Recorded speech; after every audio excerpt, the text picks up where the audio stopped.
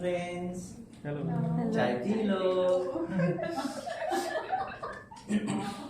Which roughly translates into hello friends, have tea. Now I'm sure the moment I said this, you were reminded of the lady. You know, it's a household figure, and no one really knew who she was until one fine day she planned to upload her video on YouTube. You may have also come across this dancing figure, an elderly gentleman who's called Dancing Uncle. Yes.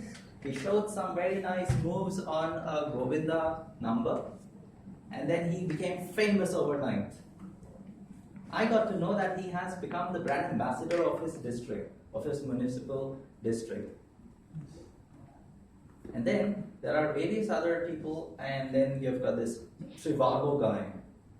Initially, the first time I saw him, and I was wondering, who is he and why is he on the television? But now he is known as the Trivago guy, and people know him by his name and his face. In fact, when I researched the internet, I got to know some various very good news and things about him, and it was through these ads that he found his father, and his father got to know what he really does. So, well, these are very nice things that the internet has done. But today, I don't really want to talk about how famous you can become through YouTube, or if technology is a boon or a curse. No, nothing of that sort. What really concerns me is the advent of technology in our children's life. My son, his name is Seb. Seb, I hope you're watching this. He's 8.5 years old. And can you imagine, he has a YouTube channel of his own. It's called Fun with Seb. Seb, no, I'm not promoting your channel. It's just that he asked me to upload his videos. He does something out of the ordinary. He asks me to upload his videos. And I think it's good quality time that I spend with him. However, when I go back home, the first thing he asks me is, Abu, how many likes did I get? How many subscribers have I got? And now I really thought about this myself. The number of likes, the more the number of likes, the happier he is. And then when he looks at his friends' YouTube videos, oh my God, imagine 8-year-old kids having videos of their own. And then when he gets to know that I've got a friend who has like 200 more likes or 10 more subscribers than me, then he's disappointed. Oh my God, what am I getting my kid into? The other day I was watching a Marathi channel. I don't really understand Marathi a lot, but I did get this particular video on WhatsApp, and it spoke about how helpless parents are these days.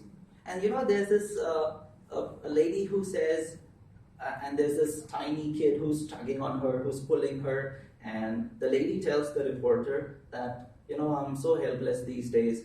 Until the time I show him this video, which is, Mommy, shut the do, Mommy, shut the do. Come on, excuse me. My son doesn't eat till the time he gets to see this video. You know, kids are actually ruling their parents. And please do not consider me to be orthodox. I am Gen Y, born in 1985. I'm Gen Y. I'm not really even Gen X. I'm Gen Y, but now because I've got a kid, I need to be a responsible parent. Talking about being responsible, if you look at the generation these days, this generation has become absolutely impatient.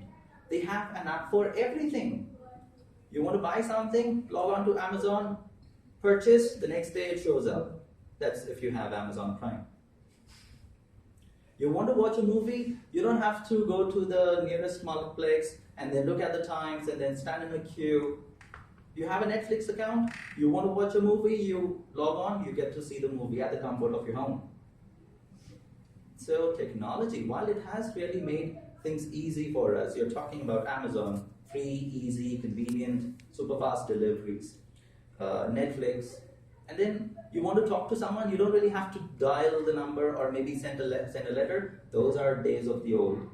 These days you have a WhatsApp text, and then you wait for the tick to become a double tick, and then the double tick to become a blue tick, and then when you don't receive a response, oh my God, you are devastated.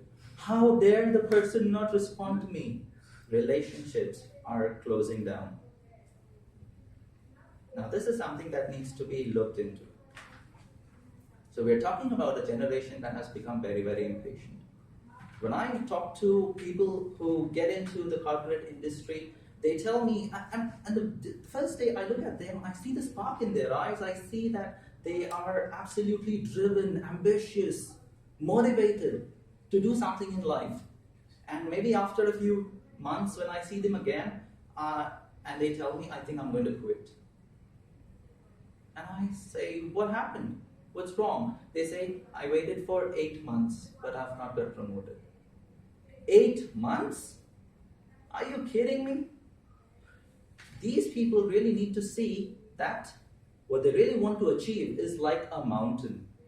What they only see is the summit at the top.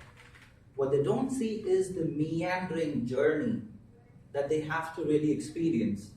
8 months is not enough. So what I am going to do as a parent is I am going to absolutely make sure that I intervene. Of course, I know there happens to be a right balance between liberty, luxury, and the right balance. So while I'm going to make sure that I give the best of quality life and time to my kids, what I would also want you to do is have some intervention. I'm not asking you to actually eavesdrop into what your kids do. However, they really need help. You wouldn't want to treat a person after the person has really fallen ill. You might want to take some preventive steps. So that is what I would like to tell you today. Thank you so much.